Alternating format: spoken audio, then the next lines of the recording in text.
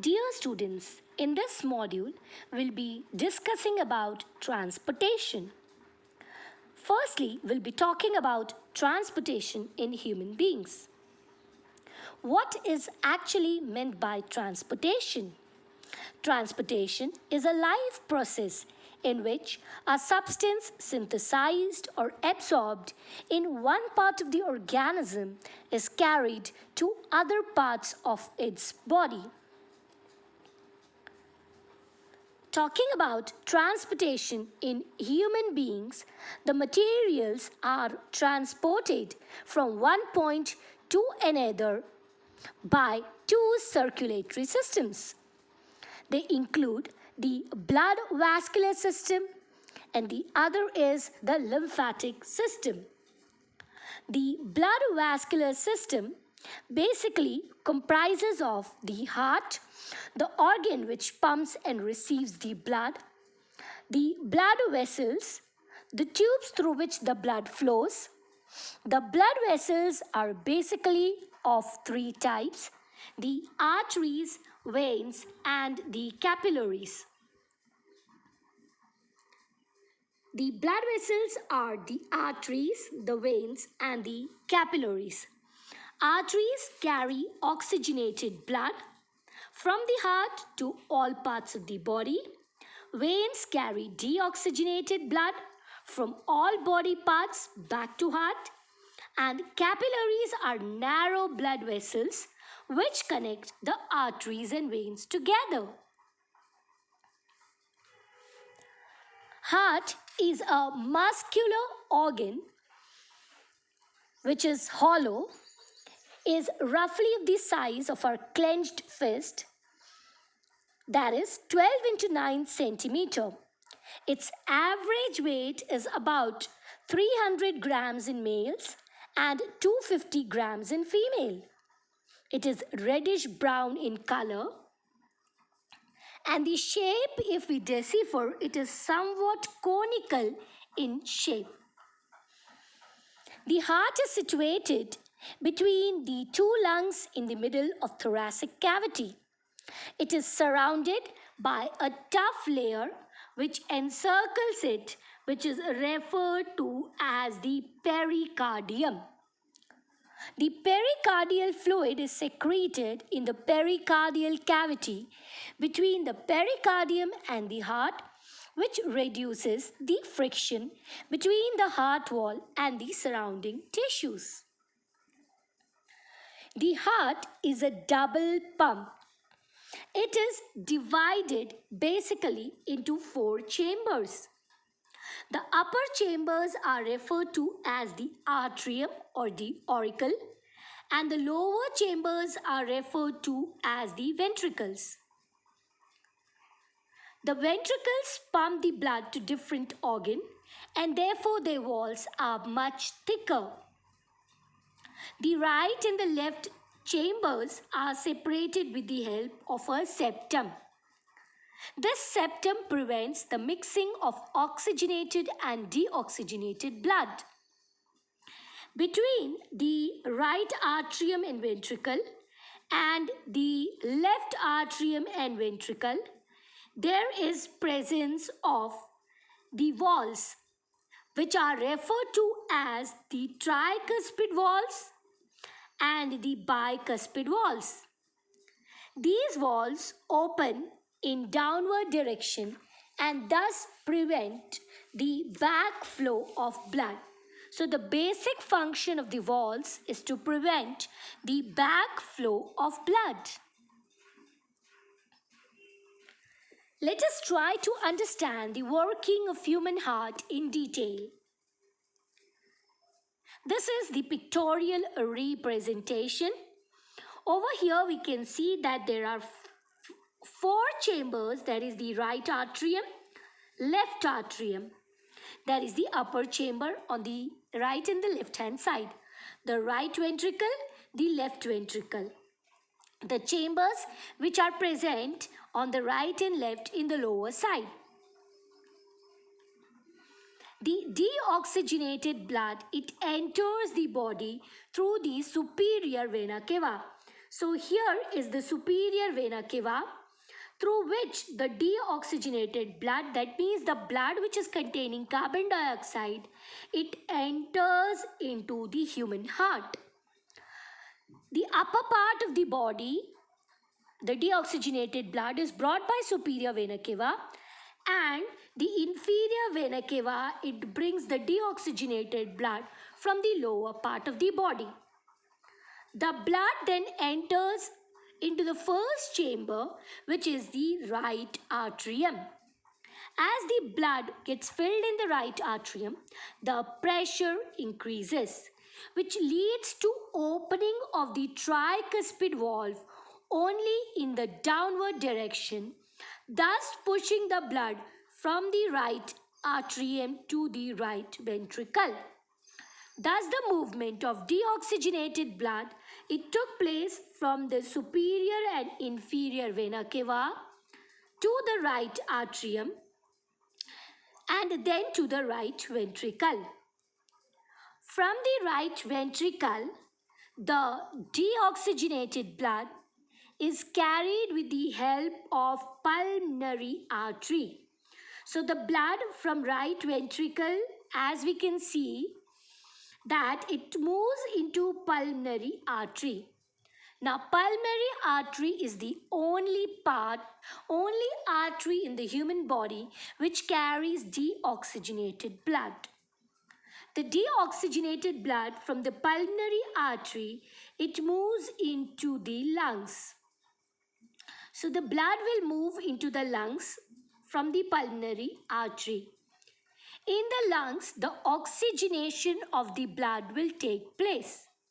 So, the deoxygenated blood from the pulmonary artery, it moved to the lungs, where the oxygenation of the blood was carried out. And then the oxygenated blood with the help of pulmonary vein. Pulmonary vein is the only vein which carries oxygenated blood in the body. As such, the veins, they carry deoxygenated blood. Now, the oxygenated blood with the help of pulmonary artery moves into the next chamber, that is the left atrium. As the blood gets filled up in the left atrium, the pressure increases, leading to the opening of the mitral or the bicuspid valve. These bicuspid valves are flap-like structures which open in the downward direction, thus preventing the backflow of blood. The blood then moves into the left ventricle.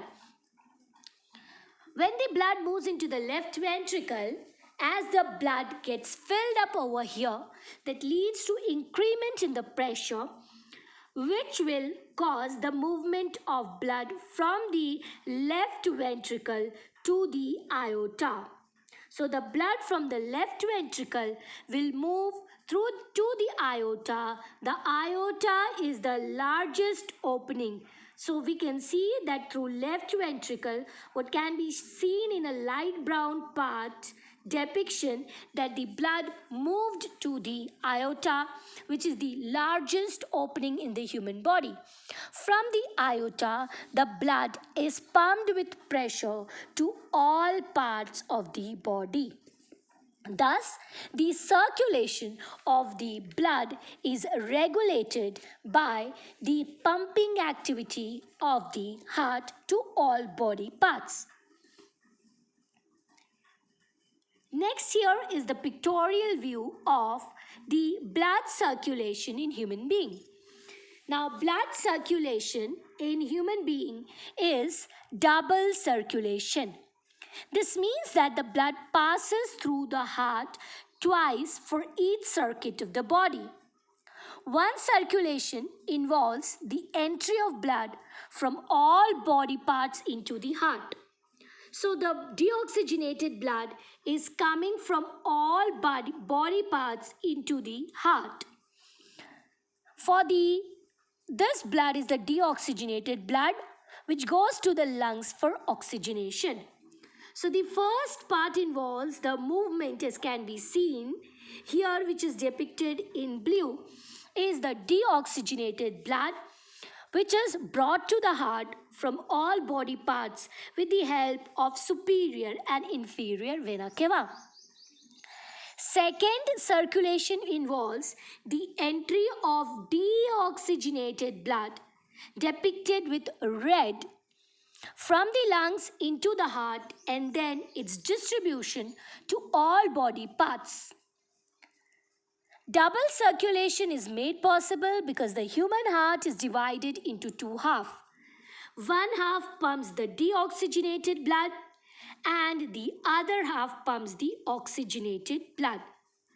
This is what is referred to as the systemic and pulmonary circulation.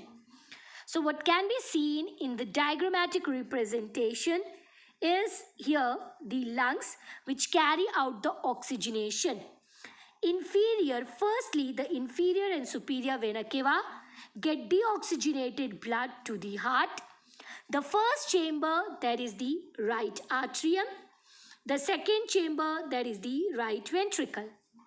Then the blood, with the help of pulmonary artery, that is the third point, from where the blood will move into the lungs.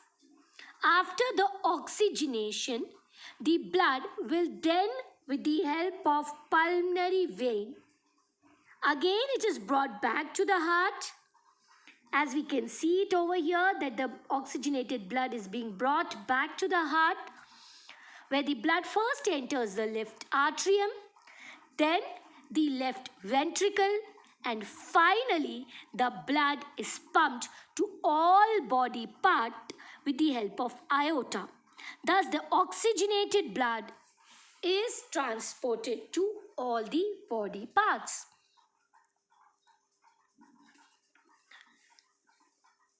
Working of human heart, when we talk about, it is because of the cardiac cycle, that is the sequence of events which take place during the completion of one heartbeat. It involves the repeated rhythmic contraction and relaxation. The contraction is referred to as systole and the relaxation is called as diastole. So because of this systole, that means the contraction of the muscular walls of the heart, and the relaxation, because of this activity, the blood is pumped to all the body parts. Apart from the blood vascular system, the other transporting fluid which is present in the body is lymph, which is a colorless extracellular fluid. It is produced from the lymph node. It moves through the lymphatic vessels and capillaries. It is a slightly light yellow or colorless fluid, and it basically helps in transportation of fat, and it comprises of plasma and WBC. It also contains WBC, which help in defense mechanism of the body. So here when we talk about the heart of mammals, amphibians, reptiles and fishes, it is the pictorial representation depicts the circulatory path in vertebrates. In case of birds and mammals, which are warm-blooded organisms, they possess 4 chambers separated by septum into right and left, and upper and lower, there is auricles and ventricles. So that there is no mixing of oxygenated and deoxygenated blood for the efficient supply of oxygen. In case of amphibians and reptiles, there is presence of 3 chambers and there is mixing of oxygenated and deoxygenated blood which takes place. They are cold-blooded organisms. Whereas in case of fishes, that is Pisces, they've got only 2 chambers and the blood is oxygenated in the gills because there is no system to separate or prevent the mixing of oxygenated and deoxygenated blood. Talking about the transportation of materials in plants, it basically takes place through the conducting vessels or the elements called xylem and phloem. Xylem, it transports water and minerals from the root to the parts of the plant. Xylem basically comprises of xylem vessels, tracheids, xylem parenchyma, and xylem fibers.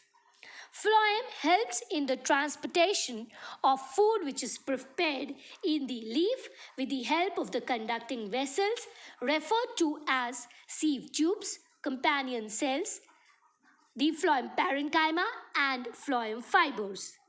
Thus, with the help of these two conducting elements and because of the suction pressure, the transportation of materials is ensured in case of plant.